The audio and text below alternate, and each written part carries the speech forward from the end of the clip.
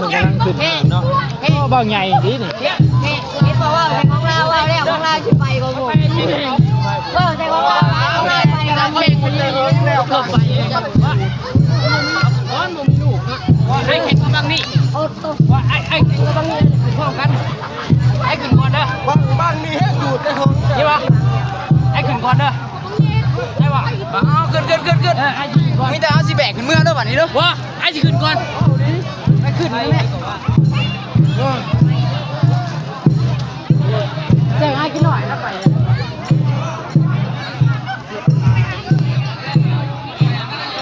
โอ้โหอันนี้เป็นบ้างแดงใหญ่ขนาดใช่ไหม5 โลเนาะทุกคนเนาะตาสีแดงขนาดแดงแจ่มเลยว่ะสีดำตอนนี้เพิ่งตั้งมัดเกี่ยมจะจูดดอกบังแล้วเนาะแล้วมาเบิ่งกันว่าจะขึ้นได้บ่บังเลย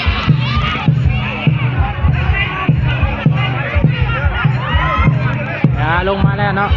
ติดตั้งคือเรียบร้อยเกี่ยมจะจูดแล้วเนาะวันนี้เนาะ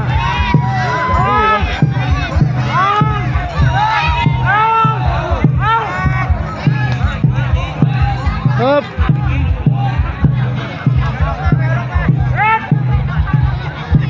ขอแล้วไป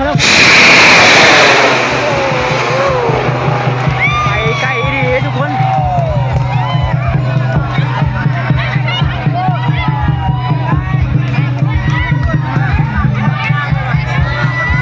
ชุดยอดเลย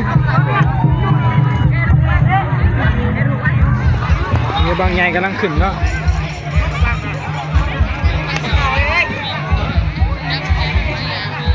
โอ้ยหาจะว่าถึงไหม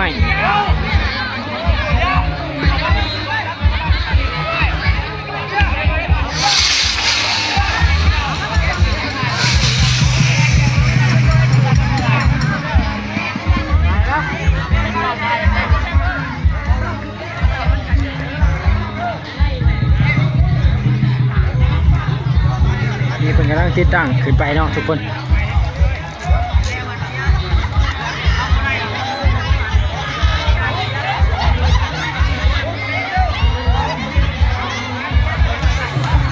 ตอนนี้หางน่ะจะบวิดดินเนาะหางยาวเกินใจสิได้หักหรือว่าเป็นจังใดเนาะโอ้โหเป็นบังเล็กเนาะทุกคน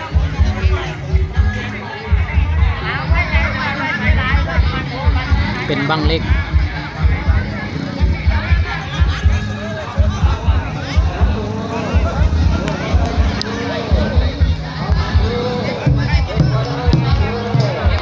อันนี้มันกำลังติดตั้งเนาะ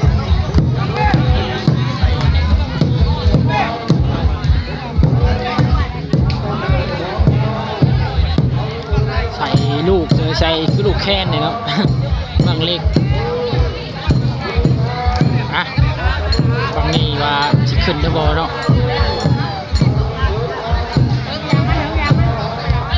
เบิ่งยาวๆน้ำกันเพราะว่าเขตนี่มันจะเห็นบ้า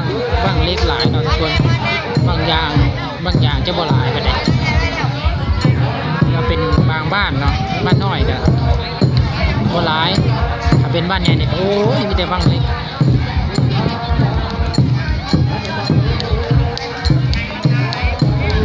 เสียวจังอันตราย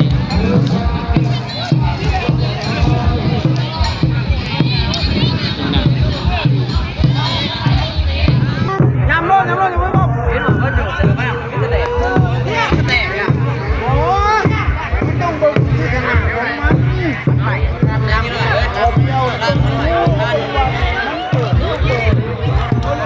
โอเคเรียบร้อยแล้วนะทุกคนเดี๋ยวเขาจะถอยออกไป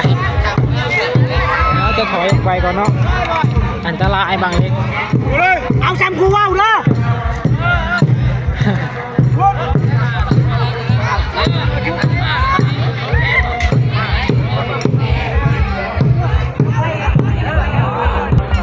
ทุกคนเดี๋ยวนี้กำลังติดตั้งมาทีเรียบร้อยเนาะตอนนี้กำลังเตรียมจะจูดเนาะ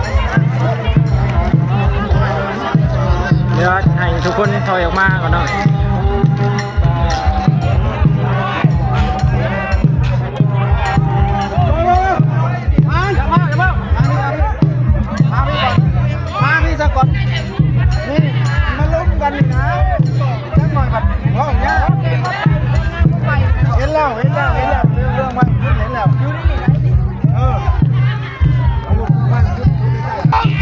นับแล้วเอาไป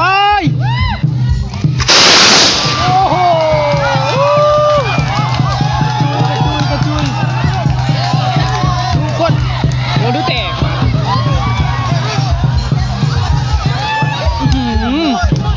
อายะลงหนองอายะ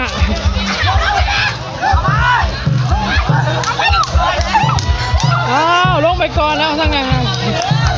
ทางนี้อีกแล้ว ไอ้รถลงมาเห็นแล้วเขาต้องการเนี่ยเป็นหอย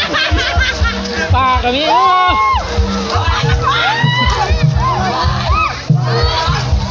ทางนี้ก็ได้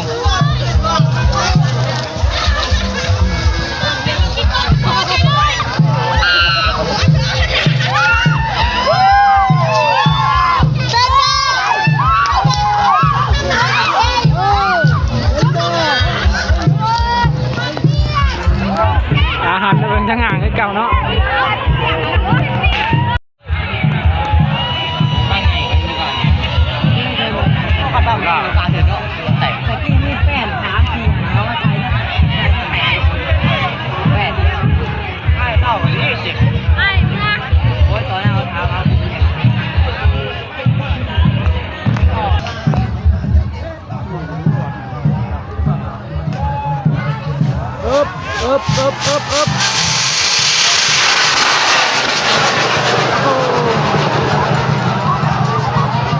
ไปไกลขนาด